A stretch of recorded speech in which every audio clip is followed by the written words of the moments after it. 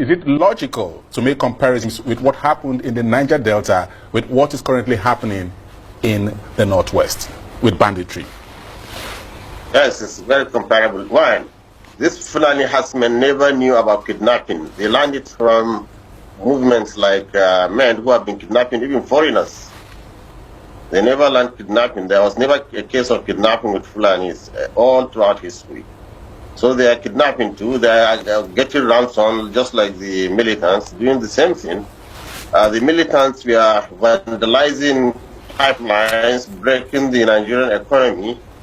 The herdsmen were also breaking Nigerian economy by stopping people from farming. If you prevent farming in a vast area in the north, you will just be breaking the economy. So they have similarities. I don't see any difference. Thank you so much, Sheikh Gumi, for your time and thoughts this morning on Kakaki, the African Voice. All right, let's carry on with this conversation.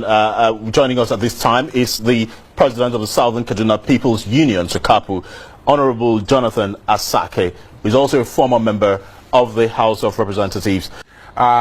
Is amnesty, which of course he is proposing for bandits in the Northwest. Do you agree with him on that? Totally no. Like I said, when I hear people canvassing for amnesty for these terrorists, I'm talking about first Boko Haram and now the killer herdsmen, and they are comparing it with the Niger Delta amnesty program, then it beats my imagination. It stands logic on its head. It makes no meaning. And it begins to make me feel that such people that advocate for such should be investigated. Let's look at the two side by side. The Niger Delta militants were agitating for something tangible that they showed the world. This oil that everybody depends on in this nation is being exploited right behind their doorstep. Their environment has been totally degraded. They cannot fish, that is their main occupation. They cannot farm. There were no jobs coming for them. And so they agitated for that, so that the government will address these injustices.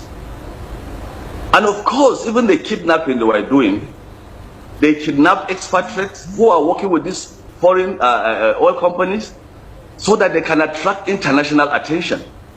And so the amnesty program was granted and this problem was solved. So you could see that they were really aggrieved.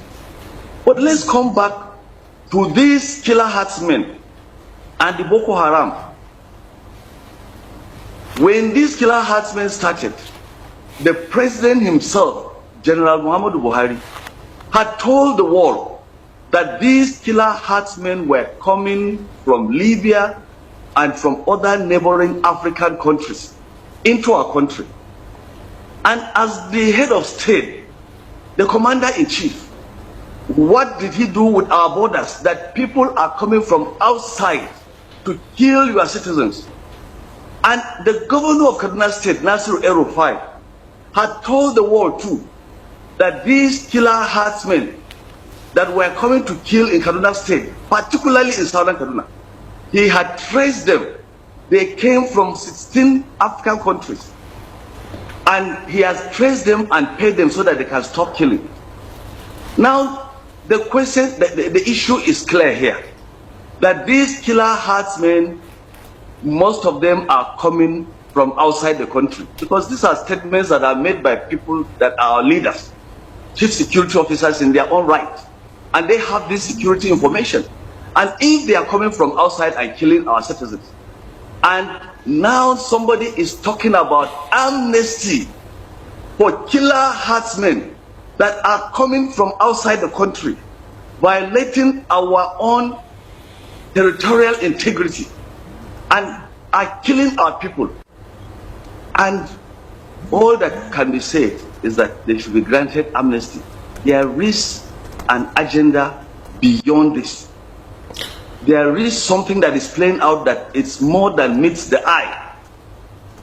If not, what has been done to these killer herdsmen? I can tell you, I'm the leader of my people in Southern Kaduna.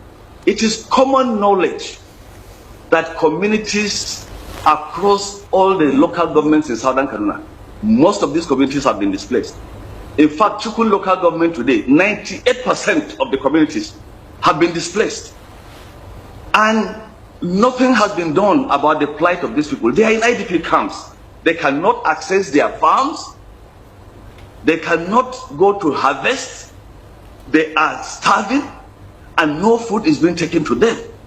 And it's ditto for most of the communities across the Middle Belt areas. In Nasarawa, in Plateau, in Taraba, in Benue.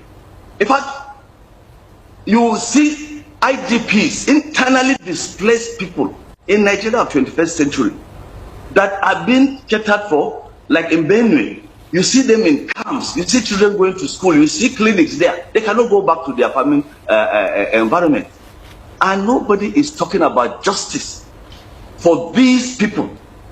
Only to talk about amnesty for the people that have gone to kill, to destroy, to maim, to rape women, and kidnap and collect ransom. And it was an eyesore when I saw Sheikh Gumi seated with those, what you call bandits, those killer herdsmen, those terrorists, and they were fully dressed in military gear with their guns in Nigeria. And we have a military.